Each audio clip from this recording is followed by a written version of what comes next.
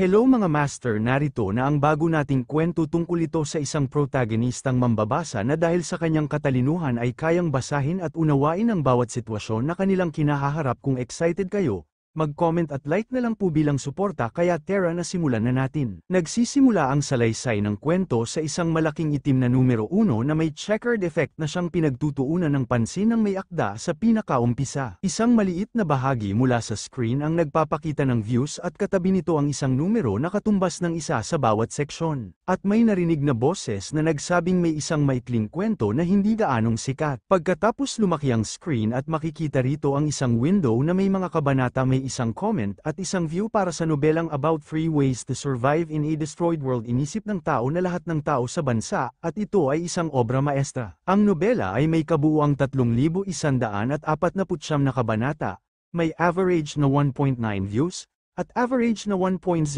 comments. Isang binata ang nakaupo sa tren sa pagitan ng dalawang tao at nakatitig sa kanyang hawak ang telepono na may pagod na mukha. Nakatutok ito sa harap niya gamit ang dalawang kamay. Naiisip niya na kahit kaunti lang ang makakayanan ang 3,000 kabanata at ang nobela ay nailathala na sa loob ng higit sa 10 taon. Ngayon ay sa wakas ay ang huling kabanata. Pagkatapos kinlik niya ang field kung saan nakasulat na kabanata 3,149 na ay hindi pa nababasa at ito ay nagniningning na kulay asul. Sa parehong sandali ang lahat ay nahati sa dalawang bahagi, itim at puti, na parabang may mabuti at masama, bago at pagkatapos. Naiisip ng binata na hindi niya ito maintindihan, at biglang lumitaw ang isang malaking skeletal na halimaw na may umiilaw na lila na mga mata. Sumugod ito ng may nakakatakot na tingin habang ang alikabok at maliliit na piraso ng bato ay umakyat sa paligid nila. Malalaking halimaw pa, isa ay may anyong dragon at ang iba ay kahawig ng malalaking oso na may mga sungay. Sa ulo ay sumigaw ng malakas, binuksan ang kanilang mga bibig ng malapad at pinatay ang mga taong nakatayo sa ibaba. Agad silang pinugutan ng ulo. Pagkatapos noon, isang malaking halimaw na ahas at ilang nag-aagawang bear monsters ang tumayo sa kanilang lugar direkta sa harap ng isang binata na may puting kapa na nakatayo ng may kumpiyansang tingin katabi ng mga taong walang ulo at hawak ang isang mahabang blade at bahagyang inurong ang kamay. Naiisip ng parehong binata na nakaupo sa tren na sa araw na yun ay makikita niya ang katapusan ng nobelang binabasa niya sa loob ng 10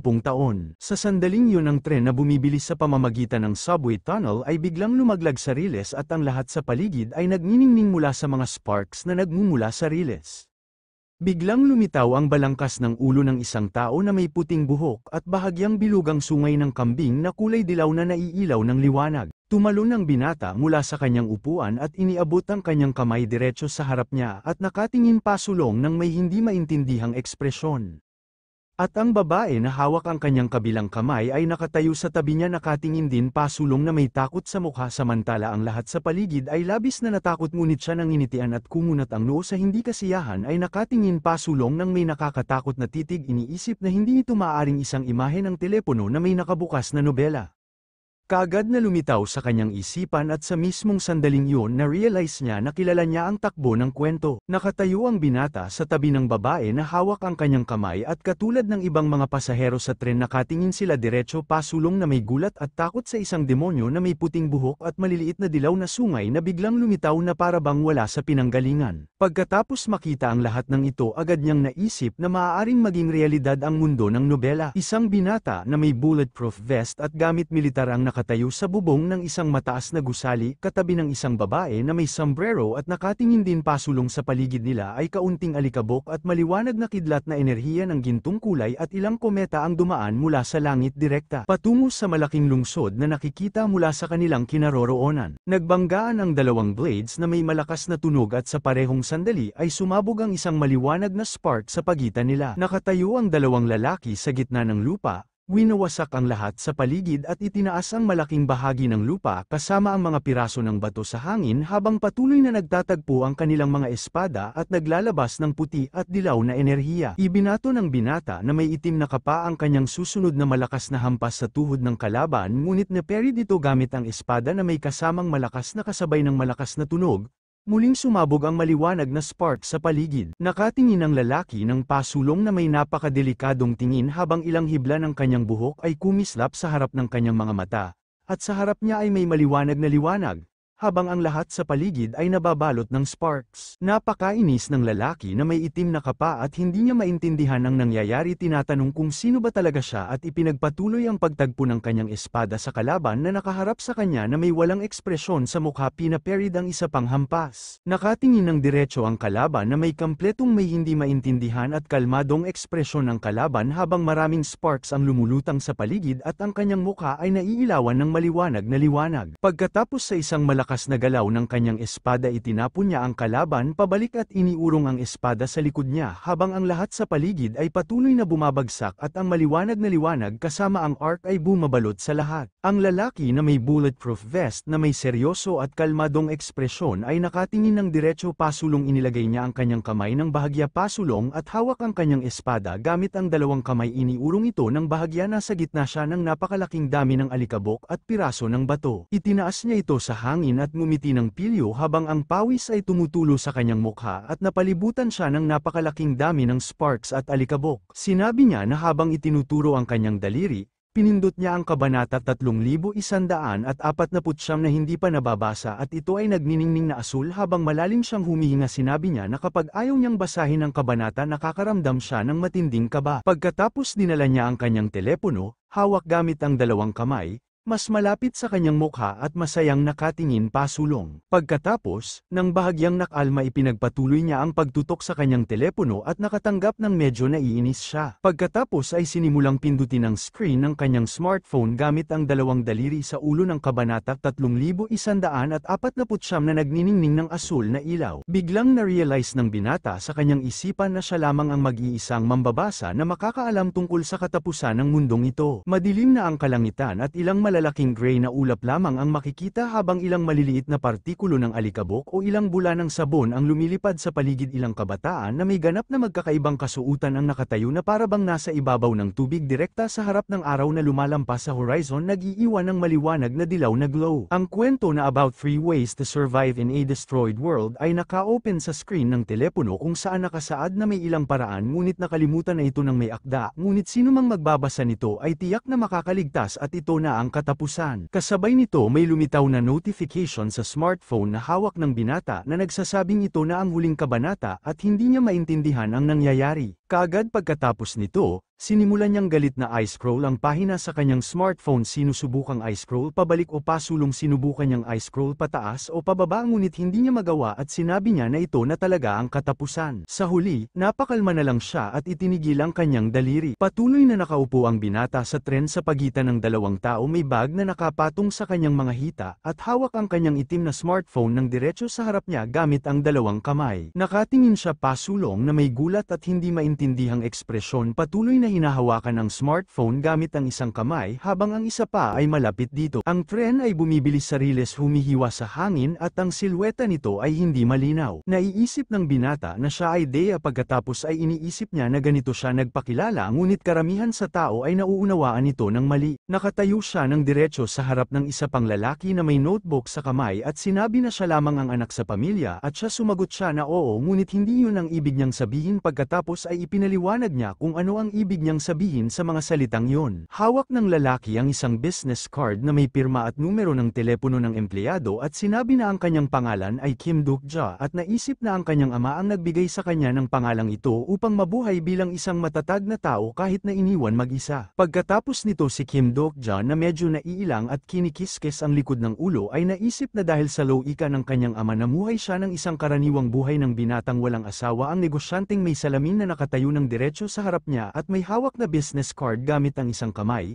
ay nagsabi na naiintindihan niya ang lahat. Nakatayo si Kim Duk-ja sa kanyang lugar na may mukhang walang ekspresyon at naisip na narito siya sa madaling sabi. Sinabi niya na siya si Kim Duk-ja, 28 taong gulang at nagtapos sa isang third-rate royal. Nagtapos siya sa isang university na pang third-rate at kasalukuyang nagtatrabaho sa ilalim ng kontrata sa isang sangay ng malaking kumpanya. Patuloy na nakaupo si Kim sa tren sa pagitan ng ilang estranghero, bahagyang yumuko at hawak ang kanyang telepono sa harap niya gamit ang dalawang kamay. Naiisip na marahil ang kanyang libangan ay ang pagbabasa ng mga web novels pauwi sa bahay. Patuloy siyang nakaupo sa kanyang upuan na may malaking gulat sa mukha nakatutok sa kanyang smartphone at hindi maintindihan ang nangyayari. Naiisip niya na sa kabila ng lahat ang paglalakbay ngayon ay iba sa karaniwan. Nakatitig si Kim pasulong na may mukhang hindi maintindihan nang biglang siya ay na-distract ng isang boses na nagsabing sa ganitong bilis siya ay mabubulok papasok sa telepono sa parehong sandali mabilis. Niyang itinaas ang ulo at patuloy na hawak ang smartphone sa kanyang kamay nang may walang ekspresyon na tingin nakita niya ang isang babae na may pulang buhok na nakatayo sa harap niya. Nakangiti siya nang malapad itinaas ang kanyang kamay patungo sa kanyang tainga nang may pangkaraniwang ekspresyon at nakatingin ng diretso sa kanya habang patuloy siyang nakaupo sa kanyang upuan. Naiisip niya na ito ay mula sa HR department. Pagkatapos nito labis siyang nagulat at hindi maintindihan kung ano ang dapat niyang sabihin ngayon dahil binati siya ng babae. Patuloy niyang hinahawakan ang telepono sa kanyang mga kamay habang siya ay nakatayo diretso sa harap niya at nagtanong kung siya ba ay pauwi na. Agad siyang sumagot ng oo at nagtanong tungkol sa kanya. Ngumiti ang babae at umupo sa tabi niya sa tren, hawak ang kanyang bag gamit ang isang kamay nakatingin sa kanya at sinabi na siya ay swerte dahil ang relationship manager ay nag-business trip ngayon. Si Doc patuloy na hawak ang kanyang telepono gamit ang dalawang kamay ay bahagyang umikot papasok at labis na nagulat sa nangyayari. Umupo siya sa tabi niya,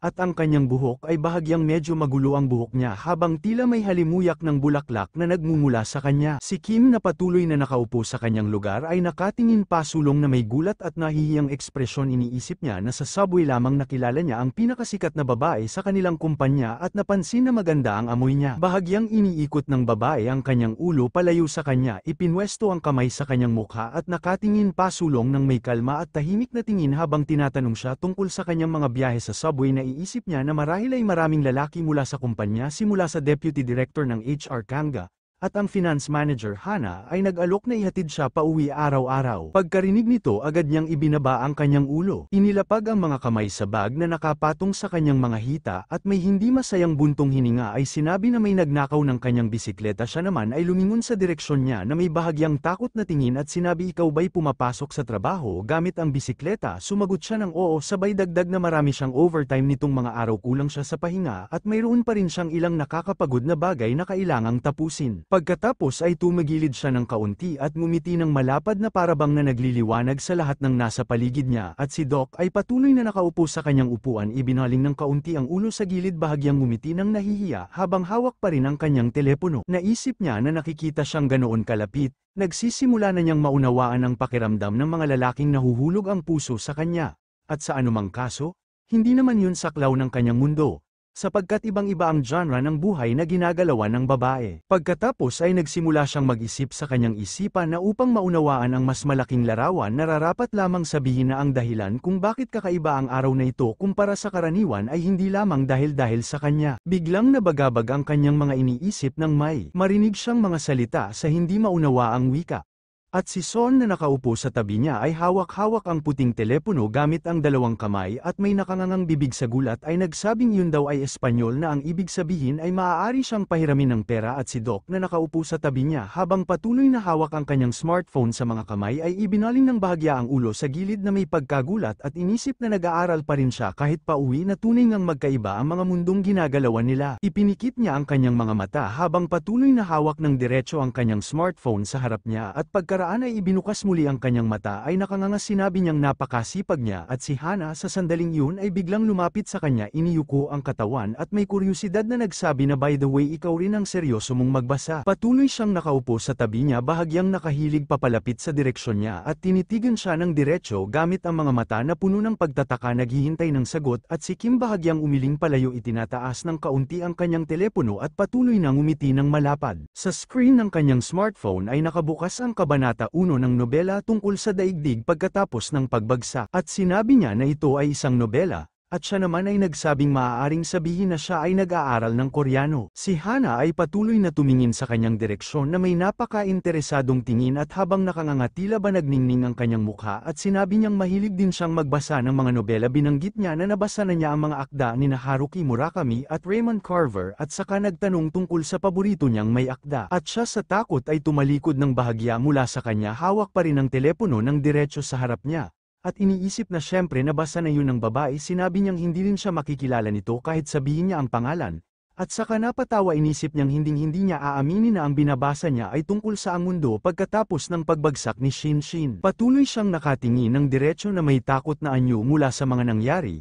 At inisip niyang totoo nga ang kanyang hobby ay ang pagbabasa ng web novel sa biyahe mula trabaho pa uwi. Ilang mga pamagat ang makikita sa screen ng kanyang smartphone at itinuro niya ang isa sa mga yon gamit ang kanyang daliri. Iniisip na nahihiya pa rin siyang sabihin sa iba ang tungkol dito at sa pangkalahatan ito ang dahilan kung bakit ang gabing iyon ay iba kaysa karaniwan. Pagkatapos noon nagpatuloy siyang mag-isip tungkol sa kanyang hobby at naisip na dahil sa maikling kwento na binabasa niya dahil mahigit 10 taon na niyang binabasa ang maikling kwentong about 3 ways to survive in a destroyed world, na pinaikli niya na matatapos na ngayon na i-imagine niya sa isip ang kanyang smartphone na may bukas na pahina ng mga kabanata ng paborito niyang nobela na may iisang komento at isang view lamang, at nagpatuloy siyang mag-isip na marahil siya hindi maiintindihan tungkol sa kahalagahan ng pagtatapos ng nobelang ito ngunit napakalaki ng kahulugan nito para sa kanya at binabasa niya ito simula pa noong siya ay nasa ikatlong baitang ng middle school. Sa parehong sandali nagsimulang alalahanin ni Doc ang kanyang nakaraan habang nakaupo siya sa kanyang silid hawak-hawak ang kanyang telepono at ang kanyang mga kamay katabi ng kanyang backpack na natatakpan ng maruruming damit. Ipinagpatuloy niya ang pag-iisip na kahit nung siya ay binubuli sa paaralan. Pagkatapos nito naalala niya ang sandaling nakaupo siya sa isang bangko may hawak na telepono sa kanyang mga kamay at napapalibutan ng napakaraming iba't ibang kabataan sa paligid niya at ipinagpatuloy niyang mag-isip na noong bumagsak siya sa entrance exams at napunta sa isang pangatlong klaseng pamantasan sa probinsya. Naalala ni Doc ang sarili niyang nakaupo sa harap ng computer na kauniporme at maiksi ang buhok nakatingin ng diretsyo. Naisip din niya ang pagkakataong nagkamali siya ng numero at siya ay ipinadala sa walang kwentang front lines. Nakaupo pa rin siya sa kanyang upuan, hawak ang telepono diretsyo sa harap niya,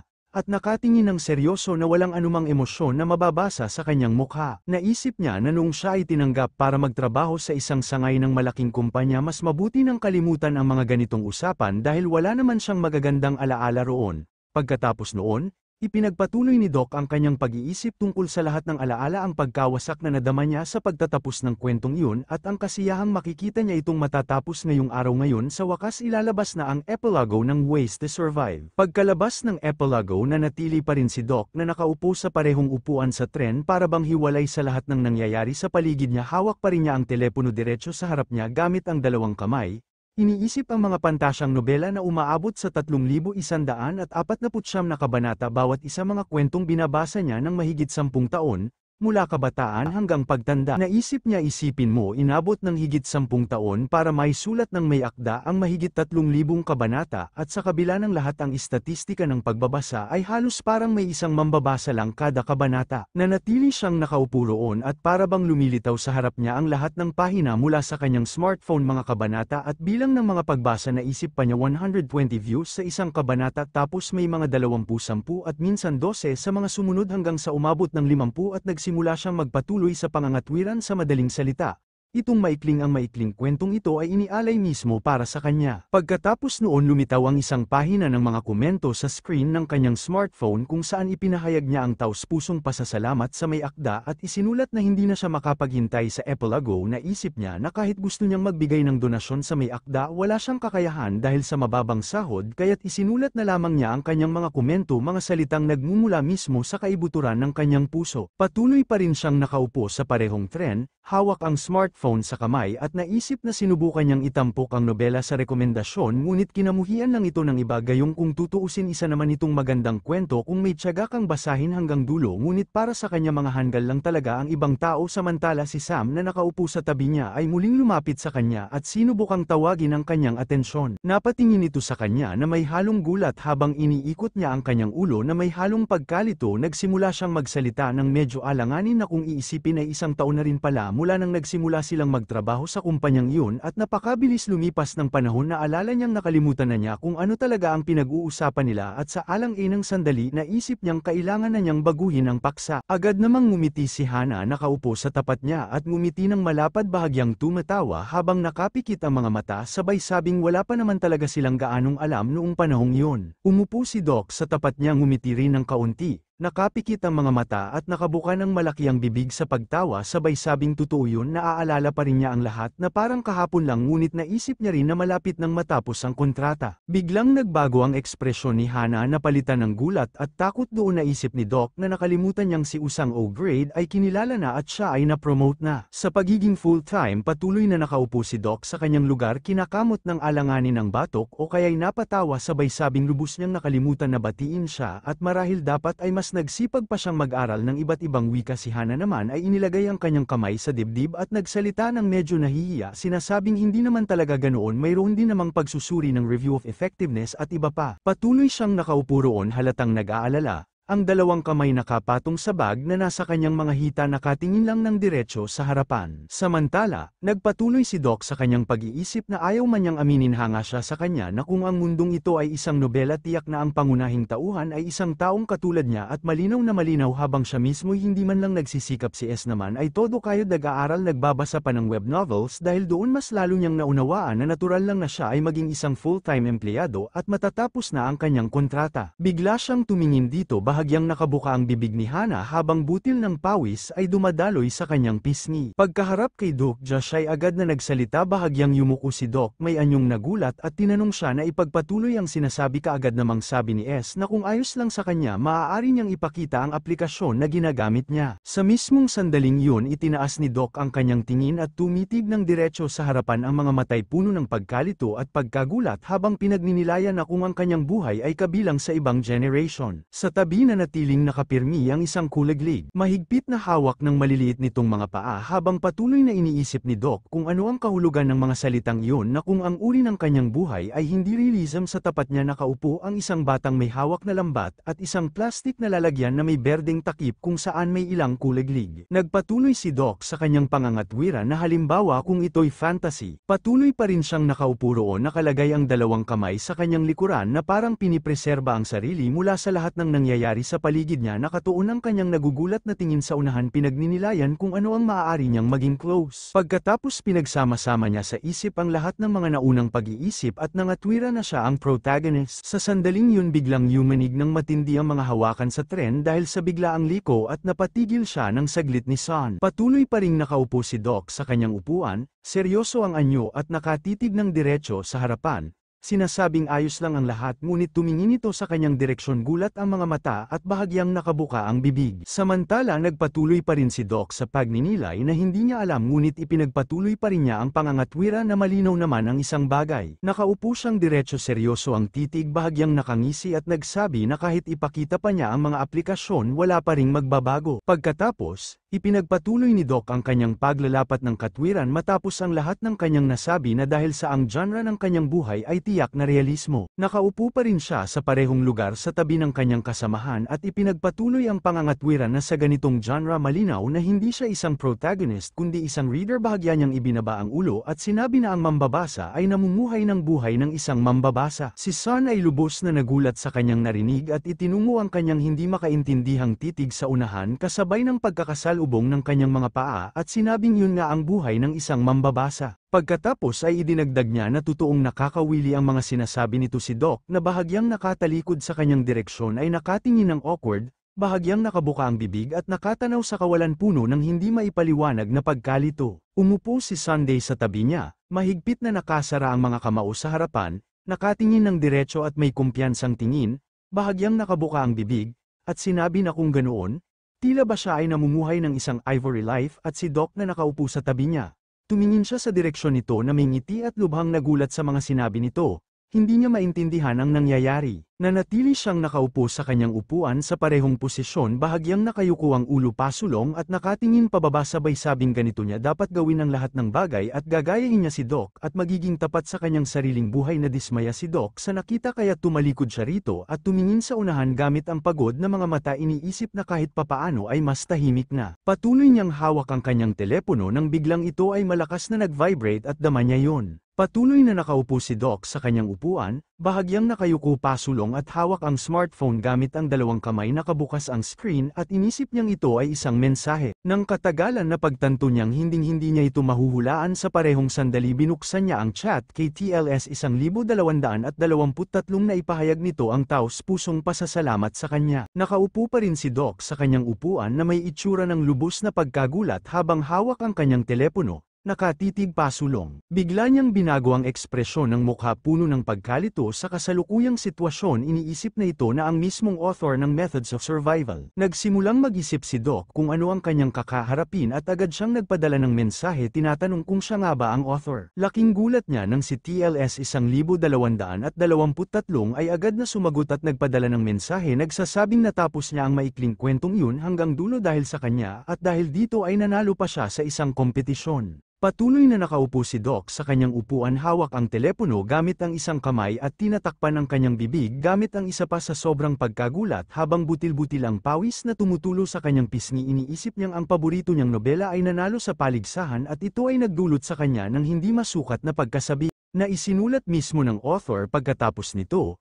Agad na nagpadala si Doc ng mensahe ng pagbati at nagtanong kung anong kompetisyon ang tinutukoy niya si TLS 123 ay agad na sumagot na hindi niya maiintindihan kung sasabihin pa ang pangalan dahil maliit lang na kompetisyon yon.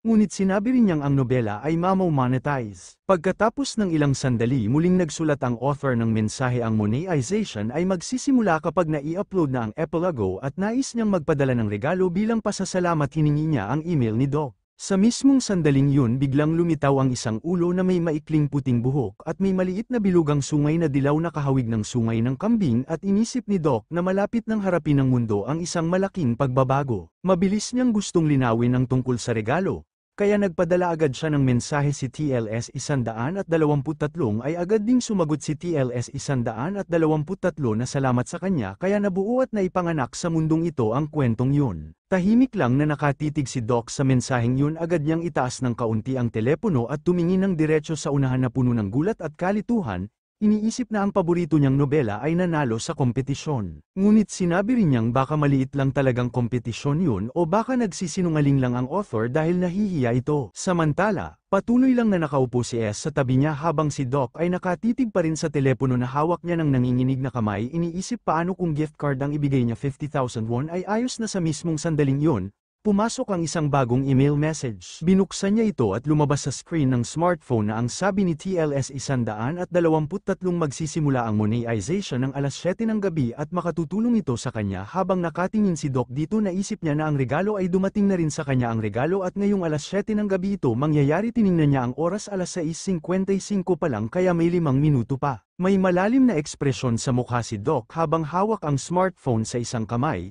At ang isa na may nakasandal sa kanyang baba nakatitig siya ng diretso sa screen iniisip na baka dapat silipin niya ang favorites. Ngunit sa mismong screen lumabas ang notification, the novel you are looking for was not found. Napakunot noo siya nakakapanibago hindi pa kailanman nangyari na tinatanggal ang nobela para sa monetization nang walang abiso sa mga mambabasa. Habang nakaupo pa rin sa tabi ni Sam, patuloy siyang nakatitig sa telepono. Si Sam naman sa parehong sandali ay biglang napaangat ang ulo mula sa sariling phone, at sa kanyang mga mata ay bakas ang kalituhan sapagkat biglang namatay ang lahat ng ilaw sa buong tren kasabay nito may isang kakaibang tunog na umalingaw-ngaw ginaya ni Doc ang ginawa ni Sam na patingala rin siya. Sa mismong sandali na yun lumihis ang tren mula sa riles at biglang nagliwanag ang paligid sa walang katapusang alab ng mga nagbubugang spark mula sa bakal na riles. Si Sam nanginginig ay tinakpan ng mukha ng kanyang mga kamay at ibinaba ang ulo bago napasigaw sa takot hindi maunawaan ang nangyayari. Ang tren patuloy na bumabaluktot sa matalim na kurba, ay halos hindi na makontrol habang patuloy na kumakawalas sa riles ang loob nito'y napuno ng nakasisilaw na liwanag at dagandong ng metal. Mga terorista ito sigaw ng isang hindi nakikitang boses maraming pasahero ang napasubsob bakas sa kanilang mga mukha ang matinding hilakbot. Nakabuka ang bibig walang tigil ang mga hiyaw at nagkakagulo sila sa loob, desperadong kumakapit sa kung anumang mahahawakan upang hindi tuluyang tumilapon. Sa gitna ng kaguluhan, isang kakaibang nilalang ang lumitaw na kangisi na kalitaw ang mapuputing pangil at naglabas ng mabigat na buntong hininga. Sa mismong sandali ring yun huminto ang tren, biglang napako sa lugar, mula rito sumirit ang napakaraming spark at usok umaagos sa iba't ibang direksyon na nagpadilim lalo sa paligid. Lahat ng pasahero ay takot na takot. Ang mga pasahero sa loob ng tren kanya-kanyang nagkakagulo at nagsasabi ng iba't ibang opinyon, walang sino man ang nakakaunawa kung ano nga ba ang nangyari. Samantala, si Doc, na nakaupo pa rin sa kanyang upuan, ay nakapako ang tingin sa telepono. Mahina niyang tinanong si Usang kung ayos lang ba ito, o sagot niya litong-lito at hindi rin maipaliwanag ang mga nangyari. Patuloy namang sinabi ni Doc na huwag kang mag-alala, marahil wala lang yun, hindi naman siguro seryoso. Ngunit sa mismong sandaling yun biglang nagbago ang oras sa screen ng kanyang smartphone. Mula 59 minuto pasado alas 6 ay naging alas 7,